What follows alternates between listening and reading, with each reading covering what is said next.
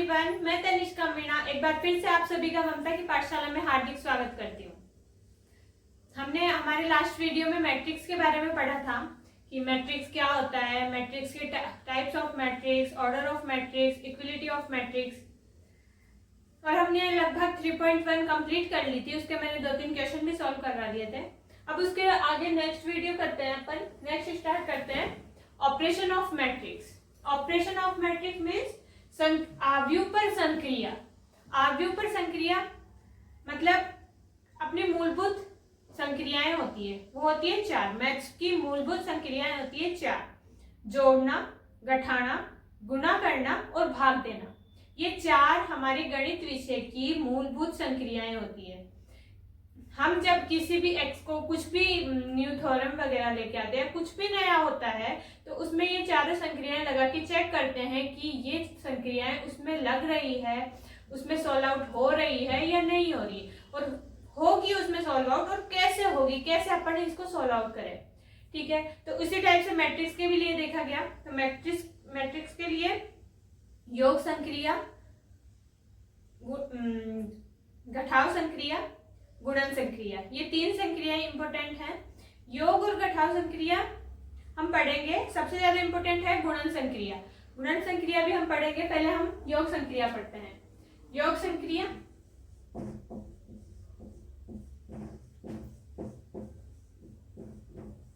हम योग संक्रिया और घटाव संक्रिया साथ में ही पढ़ेंगे। हमारे सिलेबस में घटाव संक्रिया के बारे में इतना दिया गया नहीं है, लेकिन हम दोनों पढ़ेंगे क्योंकि दोनों रिलेटेड है। घटाव संक्रिया, ठीक है। कोई भी 2 मैट्रिक्स होंगे, ये मैट्रिक्स ए मान लिया, ये मैट्रिक्स है ए, ठीक है, ये मैट्रिक्स है बी। इन दोनों का एडिशन और सब्ट्रैक्शन, मतलब हमने योग संक्रिया लगाई है और घटाव संक्रिया। घटाव और योग संक्रिया के लिए चेकआउट करेंगे तो ये 2 मैट्रिक्स लिए मैंने ए और B.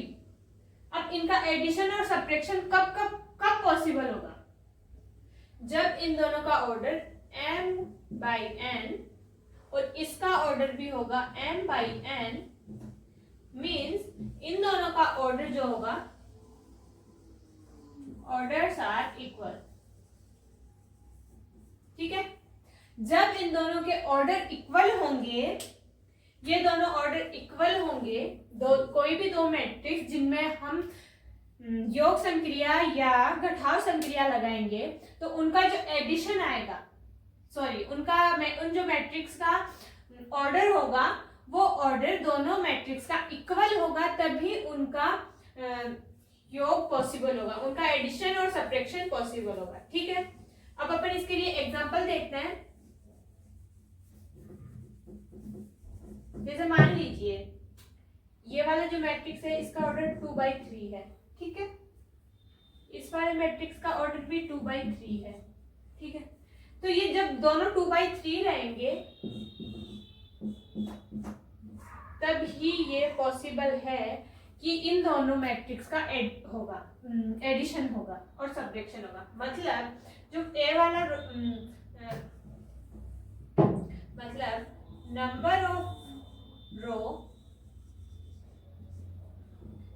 Of row matrix A number of row matrix A equals to number of रो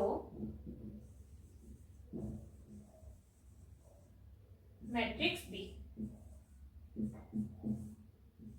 ठीक है, जब इसके रो की संख्या, ये रो होती है, इसके रो की संख्या के इक्वल होंगी और इसके कॉलम की संख्या इसके कॉलम की संख्या के इक्वल होगी, तभी इनका एडिशन और सब्ट्रैक्शन पॉसिबल है। Number of row equals to number of row m है, mb, number of column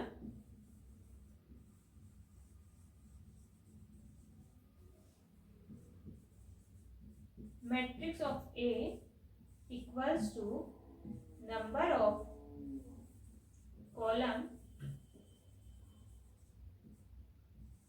matrix B। Possible होगा जब इन दोनों के रो और कॉलम की संख्या इक्वल होगी। ठीक है, तो अब इसका एग्जांपल लेके अपन अच्छे से समझते हैं कि इनका एडिशन होगा कैसे। तो अपनी फर्स्ट कंडीशन यही है, कोई भी तो मैट्रिक्स दिया गया होगा तो हम उसको फर्स्ट ऑफ ऑल ये चेक करेंगे कि उन दोनों मैट्रिक्स का ऑर्डर सेम है या नहीं। अगर सेम होगा तो ही उनका एडिशन और सब्ट्रैक्शन पॉसिबल होगा। अगर ऑर्डर सेम नहीं है तो हम डायरेक्ट लिख देंगे कि इनका ऑर्डर सेम नहीं है, मतलब अर्थात इनमें योग संक्रिया नहीं लगेगी, अर्थात इनमें कठोर संक्रिया नहीं लगेगी। हम सबसे पहले बस ऑर्डर ही चेक करेंगे। अब मैं एग्जांपल ले रही हूँ, मैं एग्जांपल 2x2 का ले रही हूँ। ठीक है, 3 4 5 6। ठीक है, ये एक 2x2 का मैट्रिक्स है।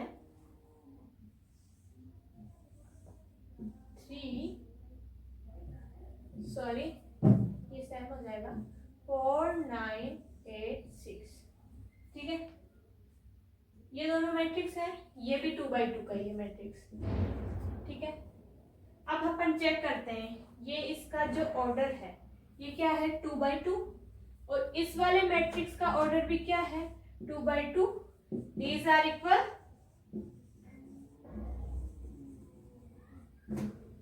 ये इक्वल है इसलिए इनका एडिशन पॉसिबल है। ठीक है, फर्स्ट ऑफ ऑल अपन ये चेक करेंगे कि इनका ऑर्डर इक्वल है या फिर नहीं है। ऑर्डर अगर इक्वल नहीं होगा तो इनका एडिशन भी पॉसिबल नहीं होगा। ऑर्डर इक्वल है मतलब इनका एडिशन हो सकता है। ठीक है, फर्स्ट स्टेप क्लियर हुई। अब सेकंड स्टेप, अब करेंगे हम इनका एडिशन। एडिशन कैसे करते हैं, ये है फर्स्ट मैट्रिक्स, अपना मैट्रिक्स ए। इस मैट्रिक्स ए का A11 एलिमेंट, मतलब ये फर्स्ट वाला एलिमेंट, इसको थोड़ा अलग से डिनोट कर देते हैं कि इसका ये जो फर्स्ट वाला एलिमेंट है इसके फर्स्ट वाले एलिमेंट से ऐड होगा। फर्स्ट एलिमेंट फर्स्ट वाले एलिमेंट से ऐड हो जाएगा, बीच में साइन ऐड का है, ऐड हो जाएगा। फर्स्ट वाला एलिमेंट मतलब ये एलिमेंट क्या है अपने पास A11, मैट्रिक्स ए का एलिमेंट A11 और ये मैट्रिक्स बी का एलिमेंट है A11। दोनों A11 एलिमेंट मतलब ये रो में भी फर्स्ट है, ये R1 है और ये C1 है, मतलब ये A11 एलिमेंट हो गया। इसमें भी ये R1 है और ये C1 है, तो ये A11 एलिमेंट हो गया। तो दोनों का जो A11 एलिमेंट होगा वो ऐड होगा, मतलब A11 एलिमेंट मैट्रिक्स ऑफ ए में क्या है 3, तो इसको 3 लिखेंगे। इनमें संक्रिया कौन से लगा रहे हैं, एडिशन, फिर ऐड का साइन। मैट्रिक्स ऑफ बी में A11 एलिमेंट क्या है 4, हो जाएगा 4। बस अब देखते हैं अपन सेकंड एलिमेंट इसका, ये कौन सा एलिमेंट हो गया A12। ठीक है, A12 एलिमेंट, रो आ रही है फर्स्ट और कॉलम आ रहा है इसमें सेकंड।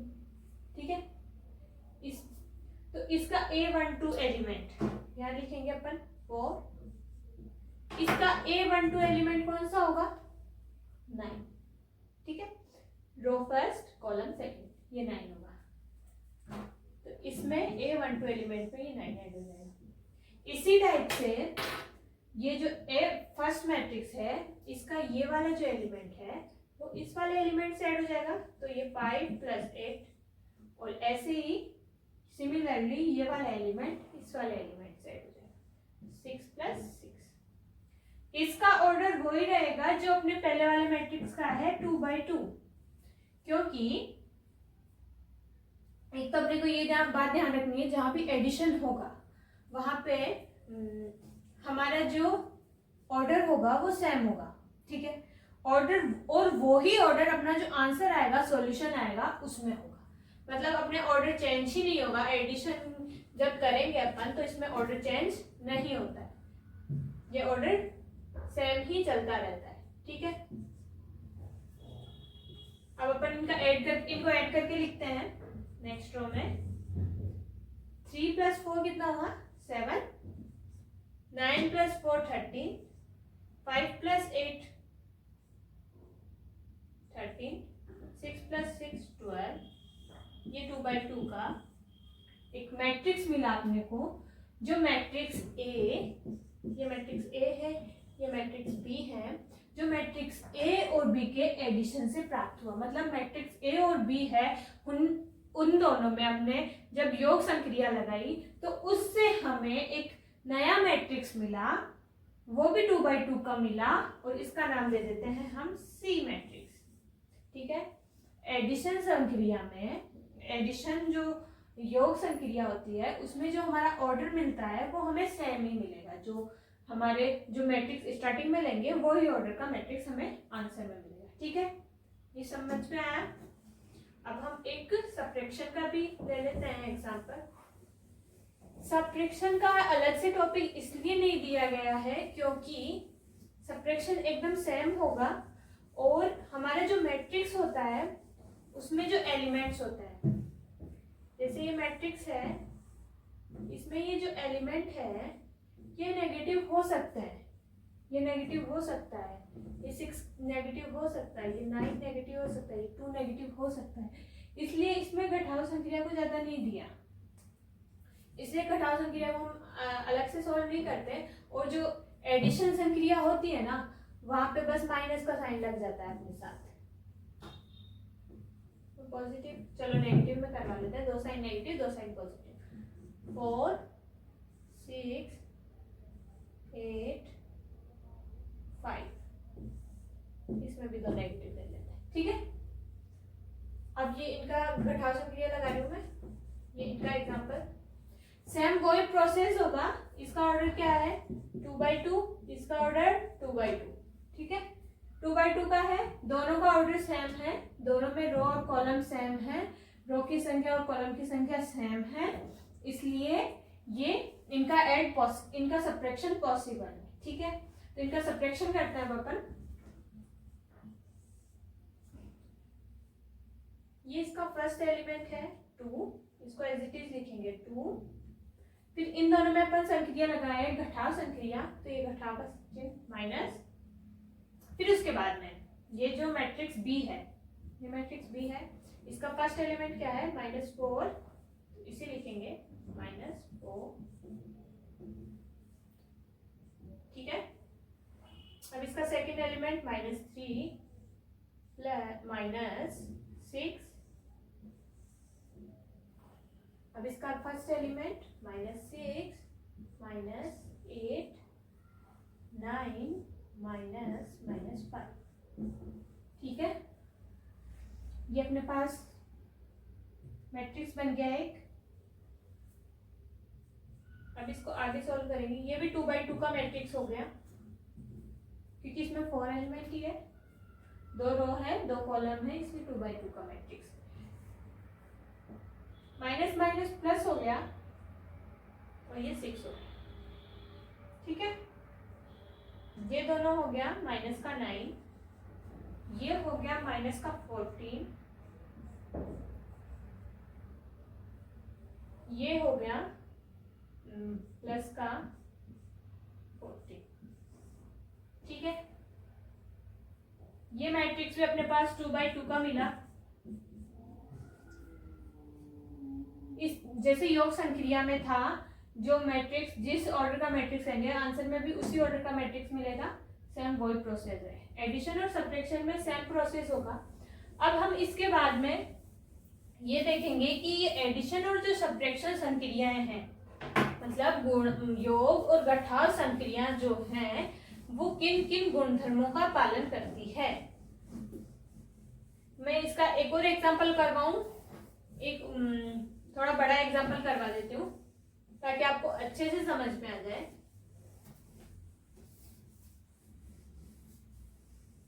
ठीक है, एक और ले लेते हैं एग्जांपल। 3 4 6 9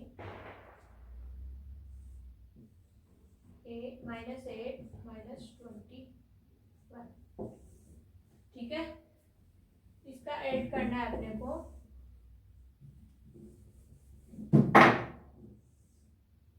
7 8 9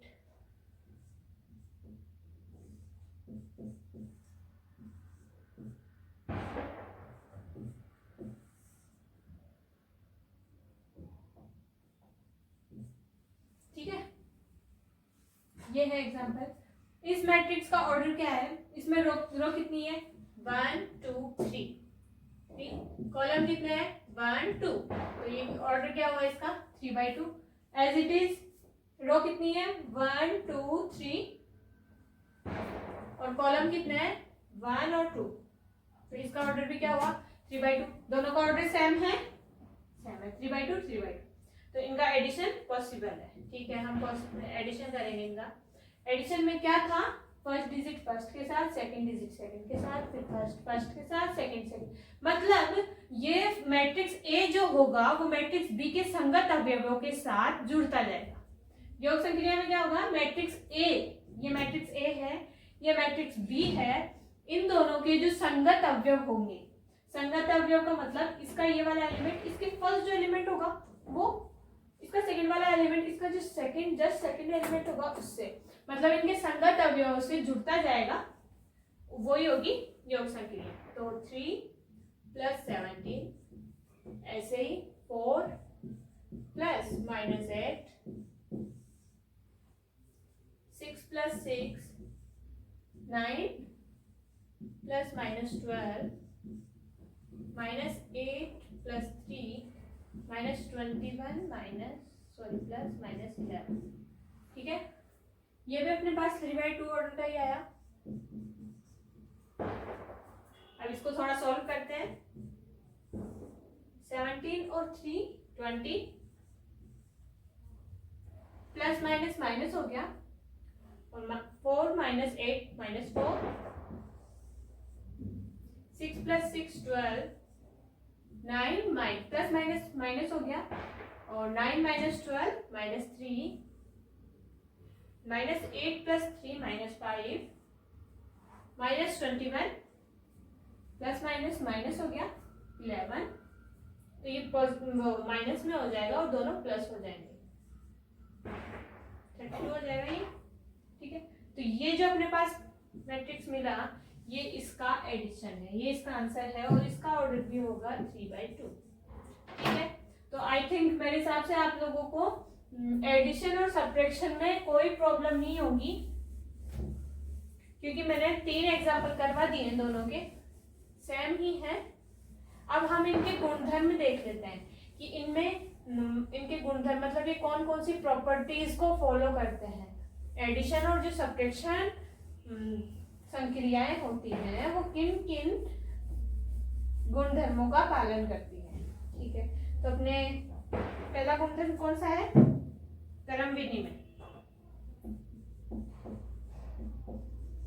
क्रम विनिमय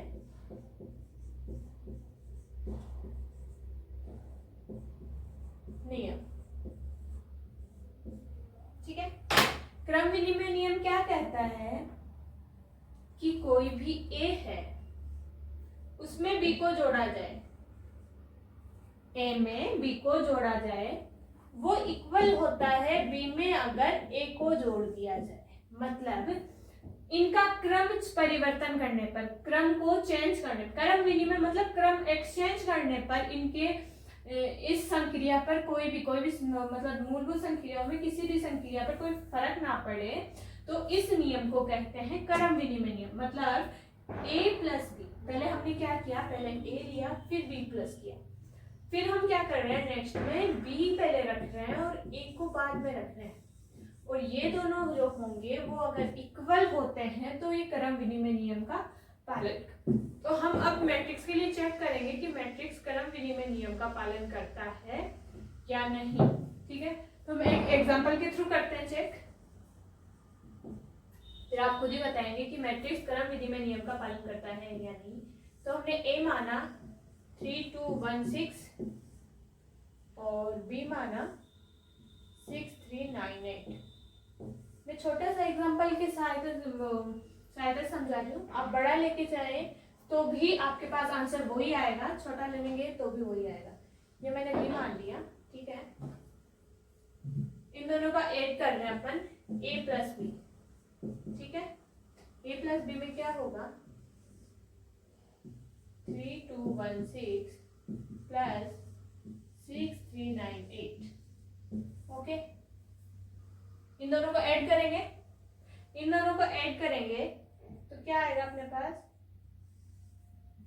3 + 6, इसका फर्स्ट के साथ 2 + 3, 2 + 3, इसका सेकंड के साथ 1 + 9, 6 + 8। तो अपने पास मैट्रिक्स क्या बना 9, 5, 10 और ये 14। तो ये अपने पास मैट्रिक्स है। a + b का सॉल्यूशन क्या आया 9, 5, 10, 14। इसी टाइप से अपन b + a निकालेंगे। b + a निकालेंगे तो इस पे पहले b रखेंगे फिर बाद में a रखेंगे। 6, 3, 9, 8 प्लस 3, 2, 1, 6। ठीक है, अब इन दोनों को ऐड करते हैं, फिर अपन चेक करते हैं कि ये इक्वल है यानी 6 + 3 9, 3 + 2 5, 9 + 1 10 और 8 + 6 14। ये वाला मैट्रिक्स मतलब a + b, b + a के इक्वल है। हम इसको c कंसीडर कर रहे हैं तो क्या c और ये भी c ही है, ये d मान लिया और ये c मान लिया। क्या c और d इक्वल है? यस। ये 9 9 5 5 10 10 14 14। मतलब इससे ये होता है प्रूफ कि हमारे c और d इक्वल हैं। इट्स मीन ये a + b मतलब c इक्वल किसके है a + b के। a + b equals to b + a। Sorry, that's mean कि हमारा जो मैट्रिक्स होता है वो क्रम विनिमय नियम का पालन करता है। इसमें हम किसी भी दो मैट्रिक्स का अगर ऐड करते हैं तो पहले किसी भी मैट्रिक्स को लिखा जाए उसमें उसके क्रम का कोई प्रभाव नहीं पड़ता है, उनका सॉल्यूशन सेम रहता है। ठीक है, अब अपन नेक्स्ट हम क्रिया देखते हैं।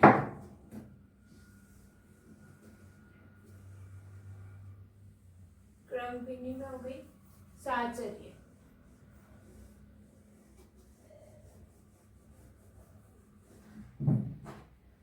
नेक्स्ट है साहचर्य नियम। ठीक है, साहचर्य नियम क्या कहता है a + b + c, a + b + c equals to a + b + c। ये होता है साहचर्य नियम। अब ये भी क्रम विनिमय की जैसे ही फॉलो करता है मैट्रिक्स। अब इसका एग्जांपल मैं लेके समझा सकती हूँ लेकिन इसकी अपने को जरूरत नहीं है, पर नॉर्मली याद रख सकते हैं इसको कि a + b जो होता है, जैसे हमने ये कोई मैट्रिक्स लिया उसमें सेकंड मैट्रिक्स को ऐड करेंगे फिर थर्ड मैट्रिक्स को ऐड करेंगे। मतलब इसमें ये कह रहा है कि पहले b और c को ऐड कर लो फिर उसके बाद में उसमें a ऐड करो। ठीक है, अभी हमने देखा कि a + b इक्वल्स टू था b + a, हाँ या नहीं? वो ठीक उसी टाइप से हो जाएगा। ये दोनों ऐड करेंगे फिर ये करेंगे, बात वही रहेगी। तो ये जो अपना मैट्रिक्स होता है वो क्रम विनिमय साहचर्य नियम का पालन करता है। इसका मैं एग्जांपल लेके नहीं दिखा रही हूँ। नेक्स्ट होता है अपना योग तत्समक।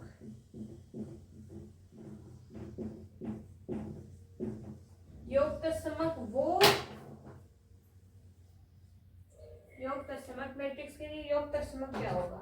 देखो अपना ये मैट्रिक्स है कोई 5 6 9 8। ठीक है, ये मैट्रिक्स है, इसमें कुछ ऐड किया जाए।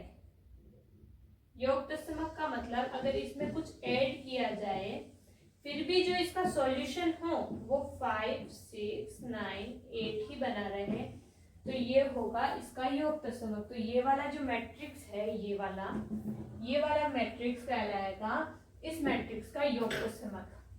तो सभी मैट्रिक्स का योग तत्समक एक ही होता है, जीरो मैट्रिक्स। मतलब अगर यहाँ जीरो होगा, यहाँ भी जीरो होगा, यहाँ भी जीरो होगा, यहाँ भी जीरो। शून्य मैट्रिक्स पढ़ा है तो मैंने फर्स्ट वीडियो में। तो ये शून्य मैट्रिक्स जो होगा, जीरो मैट्रिक्स जो होगा, वो एक मैट्रिक्स का योग तत्समक होता है। क्योंकि 5 में जीरो ऐड करेंगे 5 ही रहेगा, 6 में जीरो ऐड करेंगे 6 ही रहेगा, 9 में जीरो ऐड करेंगे 9 ही रहेगा, 8 में जीरो ऐड करेंगे 8 ही रहेगा। इस पर कोई फर्क नहीं पड़ेगा, इसलिए इसको योग तत्समक कहते हैं। मैट्रिक्स के लिए योग तत्समक जीरो मैट्रिक्स होता है। ठीक है। इनवर्स फलन, हम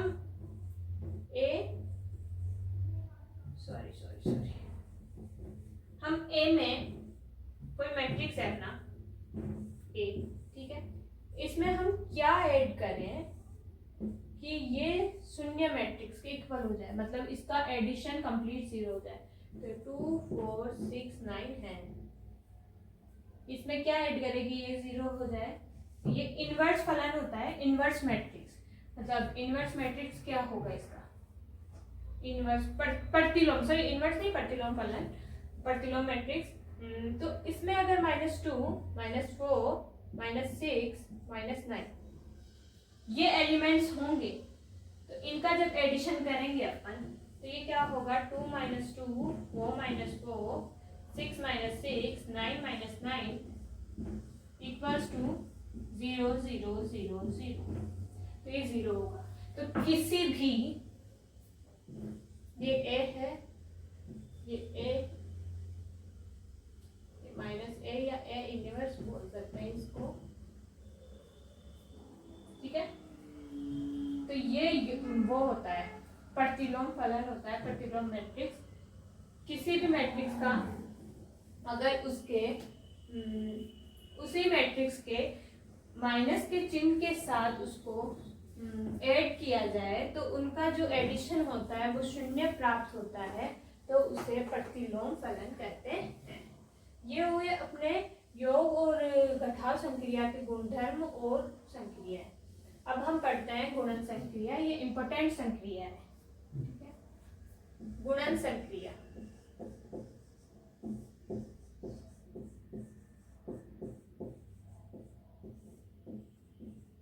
हमने योग संक्रिया और घटाव संक्रिया में क्या देखा था कि इसमें जो भी एलिमेंट्स वगैरह होंगे अपने, वो सब उनका ऑर्डर जो होगा, मैट्रिक्स का ऑर्डर वो सेम होगा। गुणन संक्रिया में मैट्रिक्स का ऑर्डर सेम नहीं होगा। गुणन संक्रिया में क्या होगा, ये एक मैट्रिक्स है, ये एक दूसरा मैट्रिक्स है, इन दोनों का मल्टीप्लीकेशन तभी पॉसिबल होगा। इसका ऑर्डर मान लिया अपन ने m/n और इसका ऑर्डर मान लिया p/q, ठीक है।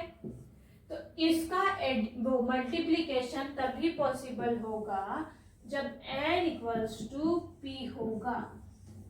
मतलब फर्स्ट जो अपना मैट्रिक्स होगा, इसके जो कॉलम की संख्या होगी, मतलब C1 C2 ये जो होंगे कॉलम,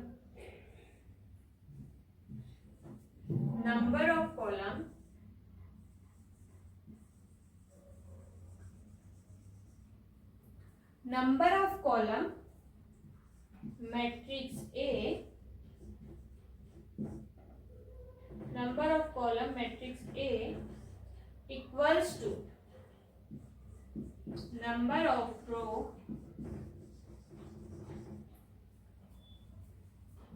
matrix B।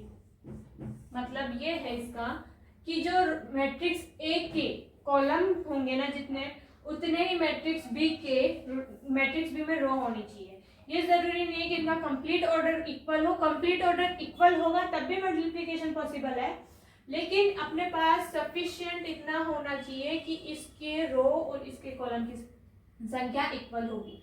मतलब m = p होगा फर्स्ट वाले मैट्रिक्स का, तो कॉलम की संख्या, मतलब ये जो खड़ी लाइन है, क्षैतिज लाइन है ये, और सेकंड मैट्रिक्स की रो के नंबर ऑफ रो, ये दोनों जब इक्वल होंगे तो इसे हम तो तभी किन्हीं भी दो मैट्रिक्स का मल्टीप्लिकेशन पॉसिबल होगा।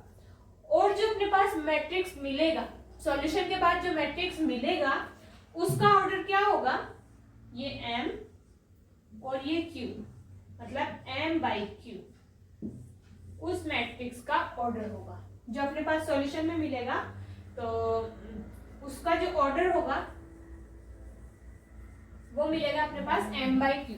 ठीक है, तो अब अपन इसको एग्जांपल के माध्यम से समझते हैं कि एग्जांपल कैसे करेंगे। ये तो अपने को मतलब जब क्वेश्चन लिखा हुआ हो तो अपने को ये कैसे करना है कि हाँ इसका रो की संख्या इसके कॉलम की संख्या इसके रो की संख्या के इक्वल है, हाँ है, तो मतलब इनका मल्टीप्लिकेशन पॉसिबल है। ठीक है, अब हम एग्जांपल देखते हैं। एग्जांपल है 3 2 1 6 5 4। ठीक है, इसका ऑर्डर क्या है, रो कितनी है इसमें 1 2 3, तो 3 बाई 2, कॉलम 2 है। एक और मैट्रिक्स लेंगे अपन 6 7 3 4 5 2, इसका ऑर्डर भी सॉरी मैंने एग्जांपल गलत लिख दिया, इनका तो मल्टीप्लिकेशन पॉसिबल ही नहीं है। 7 8 3 1 2 4। ठीक है, इसका ऑर्डर क्या है, इसमें रो कितने हैं, रो 2 है और कॉलम 3, तो इसका ऑर्डर क्या हुआ 2 बाई 3, इसका ऑर्डर 3 बाई 2, इसका ऑर्डर 2 बाई 3। इसमें इसके कॉलम की संख्या इसके रो की संख्या की इक्वल है, ये 2 2 मिला अपने को। ठीक है, तो ये 2 2 मिला ना, तो इनका मल्टीप्लिकेशन पॉसिबल है, लेकिन इनका कंप्लीट ऑर्डर मैच नहीं कर रहा। ये है 3 बाई 2 और ये है 2 बाई 3, मैच नहीं कर रहा।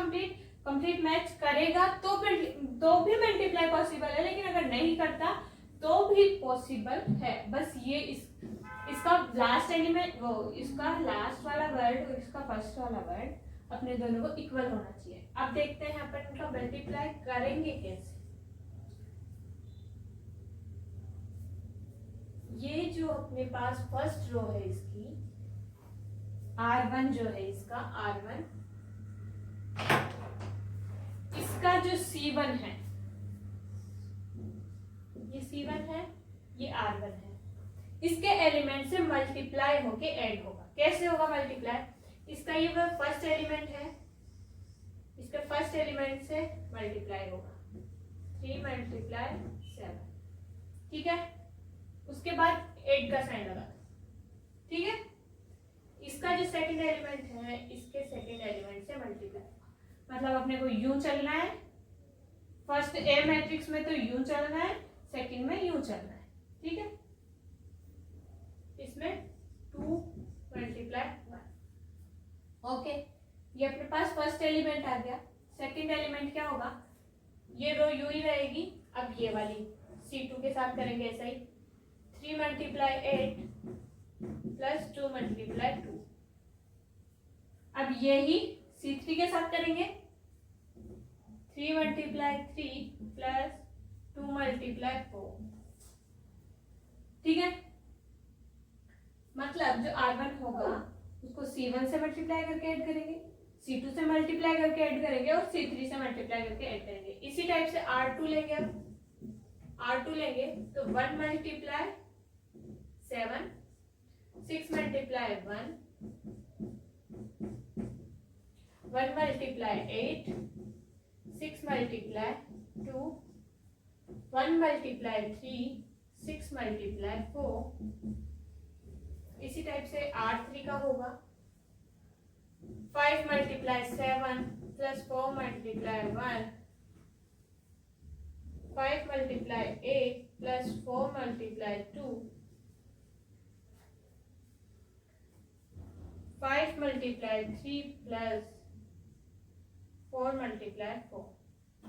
ठीक है, ये अपने को सीधी लाइन में लिखना है, मेरे थोड़ी जगह कम थी तो इसलिए मैंने नीचे एडजस्ट कर दिया।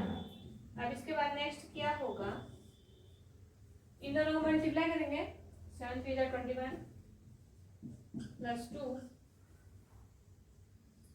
24 प्लस 4,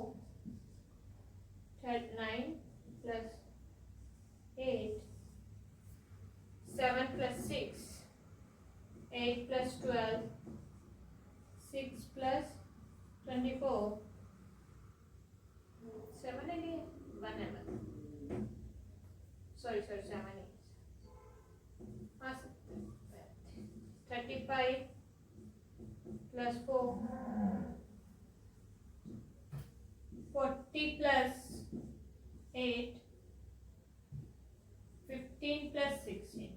ठीक है, अपने पास मैट्रिक्स, फाइनली मैट्रिक्स क्या मिलेगा? 23, 28, 17,